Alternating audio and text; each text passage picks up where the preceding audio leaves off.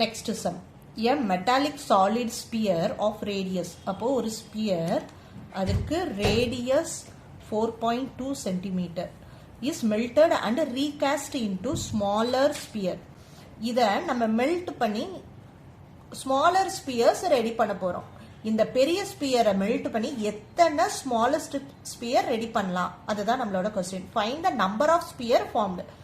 இத மெல்ட் பண்ணோம்னா எத்தனை குட்டி ஸ்பியர் ஃபார்ம் பண்ண முடியும், ஸ்மாலஸ்ட் ஸ்பியர் ஃபார்ம் பண்ண முடியும். அதுக்கு அவங்களே ஒரு டார்கெட் சொல்லியிருக்காங்க. நம்ம ஃபார்ம் பண்ண போற அந்த ஸ்மால் ஸ்பியர் ஆஃப் ரேடியஸ் வந்து 0.7 இருக்கணும்னு சொல்லியிருக்காங்க. ஓகே, அப்போ நமக்கு என்ன தெரிஞ்சா போதும், இதோட வால்யூம் அடுத்து இதோட வால்யூம். எப்பவுமே இந்த மாதிரி நம்பர் ஆஃப் ஸ்பியர் ஒரு சாலிட மெல்ட் பண்ணி மல்டிபிள் சாலிட் கிரியேட் பண்றோம்னாலே அந்த பெரிய சாலிடோட வால்யூம் டிவைடட் பை இந்த சின்ன சாலிடோட வால்யூம். இதை பண்ணோம்னா நமக்கு நம்பர் ஆஃப் சாலிட் அந்த ஸ்பியர் ஷேப் கிடைச்சிரும். ஓகே, அப்போ என்ன பண்ணலாம், ஃபர்ஸ்ட் லார்ஜுக்கு வால்யூம் கண்டுபிடிப்போம். ஸோ லார்ஜ் வால்யூம் அது வி லார்ஜ்னு வச்சுக்கலாம். V large is 4/3 pi r cube. Okay, 4/3 pi rங்கிறது யாரு, இந்த பெரிய ஸ்பியரோட ரேடியஸ், தட் இஸ் 4.2. அது 3 டைம்ஸ், ஸோ 4.2 4.2 4.2.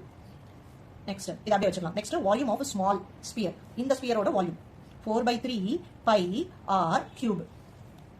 4/3 pi r வந்து 0.7. So 0.7 into 0.7 into 0.7. இப்போ என்ன பண்ணணும்னு சொன்னேன், இந்த பெரிய volume divided by smallest volume போட்டாலே நமக்கு நம்பர் ஆஃப் ஸ்பியர் கிடைச்சிரும். ஸோ எழுதலாம் நம்பர் ஆஃப் ஸ்பியர் இல்லைன்னா number of smaller sphere equal to volume of large divided by volume of small. நமக்கு என்ன வேல்யூ இருக்கு, 4/3 pi 4.2 into 4.2 into 4.2 divided by 4/3 pi 0.7 into 0.7 into 0.7. இதுல சேமா இருக்கிறதுல கேன்சல் பண்ணுங்க. ரிமைனிங் வேல்யூஸ் நமக்கு டெசிமல் பாயிண்ட்ல இருக்கு. டெசிமல் பாயிண்ட்ல இருந்தாலே நமக்கு கேன்சல் பண்ண கன்ஃபியூஸ் ஆகும். சோ டெசிமல் பாயிண்ட்டை ரிமூவ் பண்ணலாம். இப்போ பாயிண்ட்க்கு அப்புறம் நம்பர் ஆஃப் டிஜிட்ஸ் எத்தனை இருக்கு பார்ப்போம்.